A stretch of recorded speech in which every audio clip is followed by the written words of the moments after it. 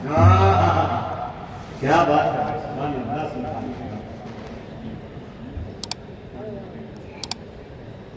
हुस्न दिया सबको थोड़ा, अखलाक दिया सबको थोड़ा, हिकमत दी सबको थोड़ा, नबूवत दिया सबको थोड़ा, सियादत दिया सबको थोड़ा, क़यादत दिया सबको थोड़ा। इसीलिए तो सबको कहा आपके पास थोड़ा है, इसलिए एक इलाके की नबी बन जाए। क्या कहा? मूसा ने पूछा, अल्लाह मियाँ कितने मीटर के लिए नबी बना रहा है? कहा कि खबरदार मिस्र से बाहर मत जाइएगा। मिस्र से बाहर क्यों? इसलिए कि आपको नबूवत थोड़ी मिली है। यूसुफ से कहा दूर नहीं जाना, थोड़ी मिली है। नूह से कहा दूर मत जाना, थोड़ी मिली है। अय्यूब से कहा दूर मत जाना, थोड़ी मिली है। बारी जब तेरे मेरे नबी की आई तो ऐलान क्या किया? वमा अरसलनाका इल्ला रहमतल लिल आलमीन। बोलो आलमीन। ए मेरे महबूब, अरे दुनिया की हुकूमत तो छोड़, समंदर की तहों में जो मखलूक है वो भी तुझे नबी मानता है।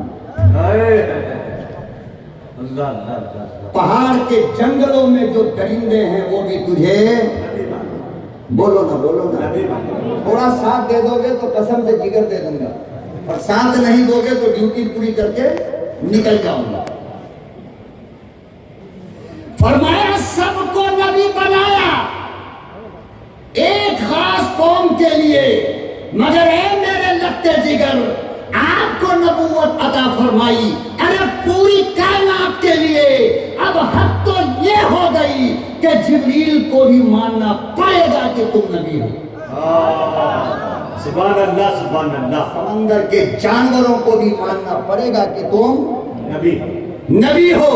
आप आलम के नहीं हो, आलमीन के हो। जैसे हम रब आलम के नहीं हैं, रब्बुल आलमीन हैं। आप पैगंबर आलम के नहीं हो, रहमतन लिल आलमीन हो। मेरी रबूबियत सारे आलम के लिए, तेरी महबूबियत सारे आलम के लिए। दूसरा है ही कोई नहीं। मेरे महबूब, मैंने तुझे पैदा इसलिए किया कि तू मेरा तारुफ कराएगा। जो कुछ दिया कैसा दिया? बोलो ना भाई। मेरे अल्लाह ने मेरे नबी को जो कुछ दिया आला दिया, और कितना दिया? पूरा दे दिया। कितना दिया? पूरा दे दिया। अब जिसको जरूरत पड़ेगी अखलाक की तो वो मोहम्मद अरबी से मांगे। जिसको जरूरत पड़ेगी इज्जत की मोहम्मद अरबी से मांगे। जिसको जरूरत पड़ेगी शोहरत की मोहम्मद अरबी से मांगे। जिसको जरूरत पड़ेगी सियादत और क़यादत की वो मोहम्मद अरबी से मांगे, इसलिए कि अल्लाह ने सारा दे दिया। हिकमत दिया आला, किताब दिया आला, नबूवत दिया आला, रिसालत दिया आला, क़यादत दिया आला, सियादत दिया आला, सियासत दिया आला, हिकमत दिया आला, गुफ्तार दिया आला, किरदार दिया आला, रफ्तार दिया आला, अखलाक दिया, बोलो ना, अखलाक दिया। मक्के के अंदर एक कितना बड़ा बच्चा था, काफिर, ईमान वाला नहीं। कौन है? बोलो भाई, कौन है? थोड़ा जोर से बोल दो मेरे बच्चे। काफिर, छोटा सा बच्चा, माँ बाप का इकलौता बाप दुनिया में नहीं। माँ बेचारी कुली मजदूरी करके अपने घर को चलाया करती थी। बच्चा जब थोड़ा बड़ा हुआ, थोड़ी अकल आई, घर गया तो देखा कि अम्मा के जिस्म पर बस एक कपड़ा है और वो भी जगह जगह फटा है, जिससे बदन नजर आता है। क्या नजर आता है? अखलाक दिया। इसको दिमाग में रखो, ये वाकया सुनो आप। बच्चा गया अम्मा के पास, कहने लगा मम्मी कपड़ा आपका बहुत पुराना हो गया, अलग अलग जगह से फटा है, मुझे अच्छा नहीं लगता है, मुझे अच्छा नहीं लगता है। आज के जमाने में फर्क कितना आया, अम्मा बेचारी के कपड़े 70 जगह से फटे हों, परवाह कोई नहीं बेटा हुआ। बीवी का कपड़ा 3 बार पहन ली तो चौथी बार हराम समझता है, अब नहीं पहनेंगे। फर्क देखो, मोबाइल का चार्ज खत्म हो जाए तो कर्जा लेकर के फौरन रिचार्ज कराएगा, और माँ बाप की दवा खत्म होकर महीना हो जाए तो बेटा अंधा हो जाता है। माँ बाप की दवा के लिए पैसा, मोबाइल रिचार्ज के लिए चोरी करेगा, तरस करेगा, सब कुछ करेगा। कहने लगा मम्मी कपड़ा अच्छा नहीं लगता, जगह जगह से फटा हुआ है। कहा कि बेटा अल्लाह पैसा देगा, हाँ पैसा आएगा तो ले लेंगे। बच्चे ने कहा कि मम्मी मक्के के फलाने महल्ले में मेरा चाचा रहता है, आप मुझे इजाजत दो, मैं अपने चाचा से पैसा मांग कर लाता हूं और आपके लिए नया कपड़ा खरीदूंगा।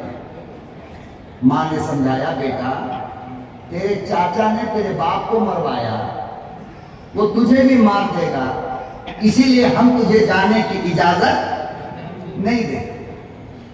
बच्चा तो बहरहाल बच्चा होता है ना।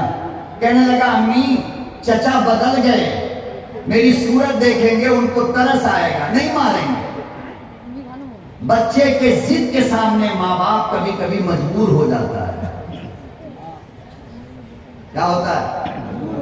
मजबूर हो जाता है। बच्चे को गुस्ल दिया, सफेद रंग का खूबसूरत कपड़ा पहनाया, बेहतरीन कपड़ा, आंखों में सुरमा डाला, सर में तेल लगाया, जिस्म में खुशबू लगाकर भेजा है उसने।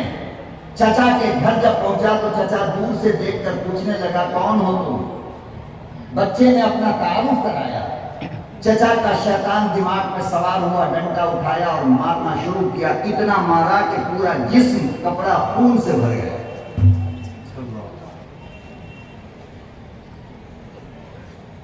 पूरा कपड़ा खून से भर गया। रोता हुआ आ रहा था कि रास्ते पर एक मुशरिक मिला, काफिर। उसने पूछा कि बेटा बड़ी प्यारी सूरत है तेरी, तेरे साथ यह हादसा क्या हुआ? सारा वाकया सुनाया। हाय, मुशरिक भी मेरे महबूब के अखलाक को मानता है। कहने लगा कि दुनिया के किसी खित्ते में तुझे माँ के लिए चादर नहीं मिल सकती, हरम के आंगन में एक मोहम्मद नाम का बैठा है, वहां चला जा। क्या बात है भाई, सुभान अल्लाह। लेकिन होशियार रहना, क्यों? इसलिए कि उसका दीन धर्म अलग है और उससे जो मिलता है उसी का। कहीं तो अपना मजहब न छोड़ दे माँ की चादर के चक्कर में। कहा नहीं, ये तो हो नहीं सकता कि मैं बुतों की पूजा छोड़ दूं। कहा तेरे जैसे कितने आए और वहां जाकर के पलटी खा गए। कहा नहीं, मेरे साथ ऐसा नहीं हो सकता। कहा ठीक है तो जा। गया, मां से सारा वाकया सुनाया। मां ने कहा बेटा वो मक्के का बड़ा बदनाम आदमी है,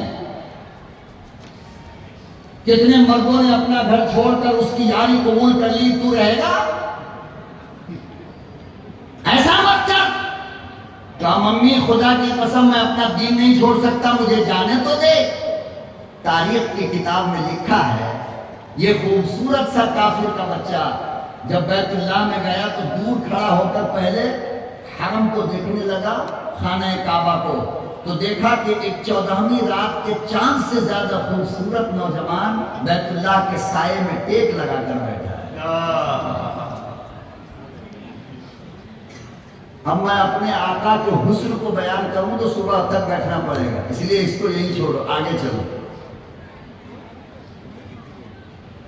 आहिस्ता आहिस्ता पीछे से गया, पीछे से। आप सल्लल्लाहु अलैहि वसल्लम यूं नजर झुकाकर बैठे और लिखा है किताब में कि पीछे से जाकर उसने आपकी पीठ पर यूं हाथ मारा। क्या मारा? आज तो हमारे बेटे की हिम्मत भी नहीं है कि हमको हाथ मार ले, इसलिए कि हम लोग अब बाप तो है नहीं। हम लोग अब बाप का दादागिरी, बॉस, मेरी बीवी की मजाल, मेरे बेटे की मजाल जो हमको छेड़े, पीछे से हाथ मारा। पैगंबर यूं पलट कर देखा, पूछा क्या बात है बेटे, क्यों आए? कहा कि सुनिए ना, मैं यतीम हूं। क्या हूं? मैं यतीम हूं। आमना के लत्ते जिगर ने फरमाया मैं दुर्रे यतीम हूं।